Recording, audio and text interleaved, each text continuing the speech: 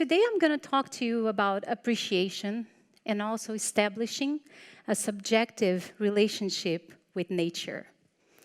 I'm from Brazil, and recently I took a cab. I was going to a meeting. I said, well, I'm going to Berrini, and we have to take the São Paulo ring to get there. And he asked me, do you have a preferred route? I said, I do. Can you please take the prettiest route? He looked at me and said, the prettiest route? I can do that. And as we were driving through São Paulo and the ring, as you can see, there's a lot of concrete and cars. And the river, unfortunately, is quite polluted. He started telling me of his favorite spots on that road and his favorite bridge, and also showed me the area where the capybaras lived. I had no idea there were capybaras living by São Paulo, like near the Rio Pinheiros. As you can imagine, I left the taxi in very high spirits after listening about all that beauty, and most of all, getting to know São Paulo through the poetry of my driver. And I ask myself, I work with the environment, environmental matters, environmental conflicts, and I wondered, why are these conversations so uncommon? Why are we always talking about the problems and the challenges and the things that are hard and going wrong with the world? And as I engage with these colleagues, most of them are fighting for the planet or against climate change. Well, there is something very appealing about fighting for something or against something. One is the warrior archetype that is very old, very entrenched in our minds and hearts. It gives us a sense of purpose.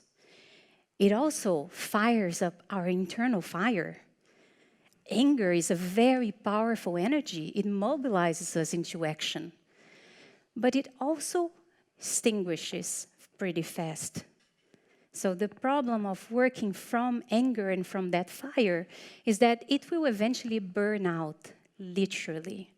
And many of my colleagues and my friends and my coaches and the leaders I help develop are very burned out. I ask myself, is there a different way to engage with the world? Is there a different story we could tell ourselves? Is there a different way to be an activist? Not to stop the work we're doing, I'm a lawyer by training, remember? So this means I am like a PhD in self-righteousness. I can tell you in 5 minutes how I'm right and you're wrong. But that is not very helpful. And I'll tell you why it's not very helpful. This is a picture of our brain.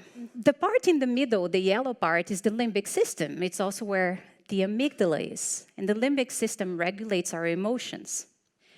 So the fight narrative, it really triggers the middle part, the yellow part, the emotional part.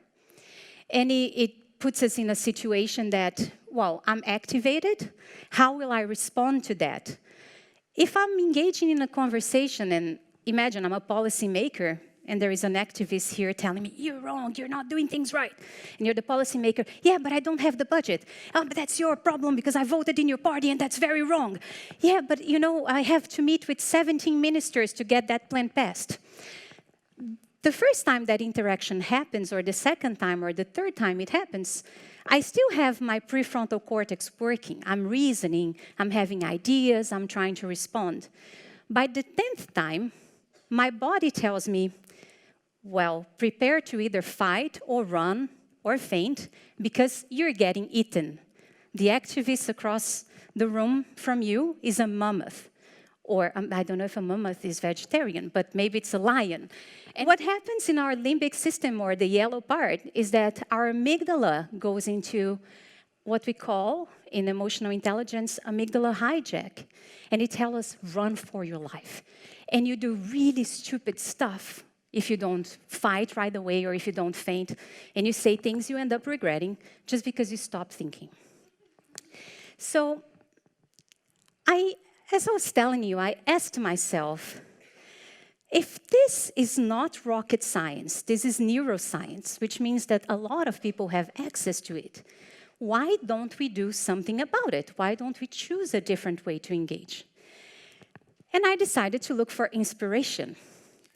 And I found that our brothers and sisters in nature, they have a very different way of engaging with nature. And what way is that? Well, it's a way that's mediated by joy, by pleasure, but it's also a way that engages their full bodies. So if we look at this picture, the first picture, we say the human nervous system without embodiment. If we're stuck in our heads and we have a cognitive relationship with the world, that's as much of my body that I'm using to actually experience and enjoy the earth. If I look at the second picture, those are all the nervous terminations, every cell, every part of my body that I can be in contact with the world, that I can experience the world. And that's why the arts and dance and touching is so important. It's how I live the world through my body. Okay, so I think, I'm here to make a case for joy. Why is joy a good thing? Why should we be looking for new ways to engage with nature beyond fear and beyond anger? Well, I try to show to you that joy activates a better part of the brain, which is the prefrontal cortex, that allows people to be creative and to be connected and to have good ideas together. I also think that, in our reasonable minds, who would choose fear and anger over joy? So I think my case is done, and I'm going to go now because, what is the point? It's obvious, right? It's self-evident. But I'm going to go a little further and take you on a trip around the world.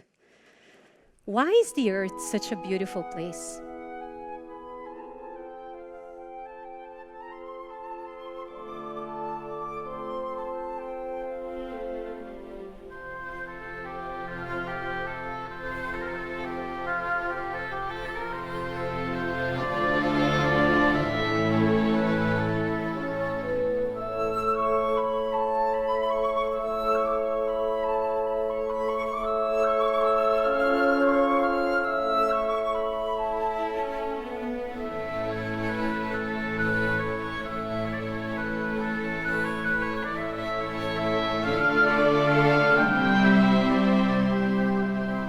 Yeah. Oh, we could keep going with this. At least if I look at these pictures, I'm taken by awe and marvelment at the world. Like it's so beautiful. How can I not enjoy that? How can we not enjoy that? But when I talk to my colleagues and my clients and I say, we should bring more joy to this work, or else working on behalf of the planet becomes really heavy. It's a lot of responsibility. Some of them actually tell me, Barbara, I am afraid of joy. I've asked myself that question. Like, when things are going super well, like, do I deserve all this? There's also a fear of losing their stamina. If I give in to joy, will I be able to go to court and still sue the oil companies? Will I be able to do good campaigns for the earth? That's a question we can hold for a moment. But I am empathetic and I am compassionate about that fear. I understand that. Well, with the task at hand, like if I see all this beauty, how do I help other people to see that or to open up to that? I launched myself into a quest. So everything has beauty, but not everyone can see it. My quest was, can I find ways to help other people connect to nature? And also, not only engage with nature from a subjective place, but from a sensual place. It was kind of by coincidence that I got to know something called the thinking environment. The thinking environment is a methodology to help people be creative. I have a friend who is also a facilitator, and she invited me to this course. And then she said, I don't know how to explain this very well, but it's magical, and you have to experience it. I said, yes, I'm coming, I'm coming. So after 5 days participating in this program, we had plenty of chances to engage with something that we heard here today, appreciation. Appreciation has something magical about it. The more I practice it, the more well-being I get. And how do I get that well-being? By receiving flows of oxytocin in my body. So oxytocin is the hormone of well-being, the hormone of love. So by being appreciative and giving ourselves our full attention, we also have oxytocin released. And as I said, after 5 days being in that course and having my body completely flooded with oxytocin, I was experiencing the world from a different place. For me, that was enlightening. Because remember, my question was, can we engage in the work we do as researchers, activists, lawyers, coaches, conflict mediators, for the earth from a different place? My quest was about well-being. So a light went up. Maybe I can do something with this. I sent an invitation to the world. I wrote on Facebook to friends. I said, listen, I really want to hold an appreciation circle, whatever that means. I'll explain in a minute. And who is interested? I want to create space for us to celebrate our blessings, to share what we've learned. And 22 friends from 16 countries replied. And we held the first appreciation circle online. And the circle was 45 minutes long, so it's quite short. The circle was set up in a way that we had questions, so 3 rounds, which 1 question each. And as a circle, everybody has their turn to talk. And the beauty about appreciation and oxytocin release is that when I share, when I have my say, I have oxytocin released. But when I listen to the other 22 people, I also have oxytocin released. After 69 shots of oxytocin, you can imagine I was feeling really good for 2 weeks, because that's what it lasts, if you keep training and doing those things. But that's also when the Appreciation Project was born. And the Appreciation Project was born as an invitation to the world to help each one of us to unfreeze our ability to connect with the world, to connect with ourselves, with others, and with nature from a different place, from a place of joy, from a place of openness, open heart. The Appreciation Project has as a goal helping companies become more appreciative in the environments we live in. So can you imagine that in every meeting you had, you started with that question, what are you celebrating today?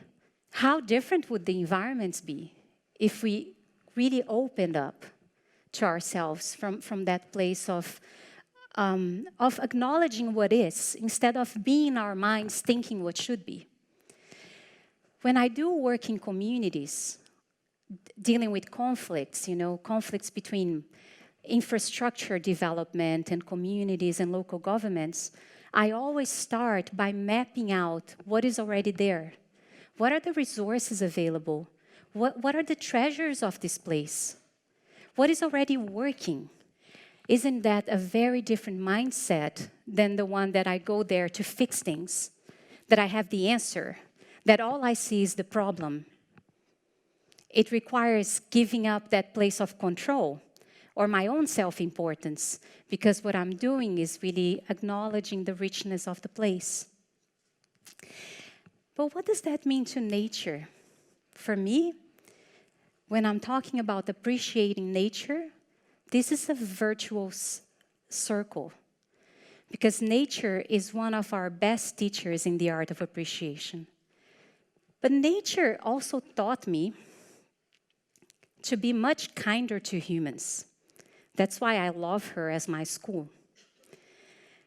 I've never looked at a tree and thought, this branch should be a little more towards the left. Or that branch angle is not very good. Have you? No. You just look at a tree and you take it for what it is, right? So nature taught me to be more compassionate and more appreciative towards humans, because I could look at them and think, maybe their angle on their right branch should be a little more to the down, or we're always expecting people to change. Maybe you're better people than I am, but that's there, right? Nature also teaches me about being myself or giving my best. Have you ever seen a bird sing less loudly because he's afraid of offending the bird in the next tree? No. If I'm out in the world, I'm singing like full lungs, right? Do, do, do, do, do, do. Right? That's how I am in the world as a bird. And finally, nature has also taught me to be in the present. I've never seen a flower keep her perfume or her colors for next spring. They give it all right here, right now. As we walk out of this theater today, I would like to invite you to open up to your senses, open up to what is there. I love this poem. Forget not that the earth delights to feel your bare feet, and the winds long to play with your hair. Just like we open up to be lovers of the earth is also open and waiting to be our lovers. So I hope you walk out today and that you may experience that. Do you remember when you had a very close relationship to nature? Maybe you still do. If you don't, where did you lose it? It doesn't matter. Nature taught us there is only the present. Thank you very much.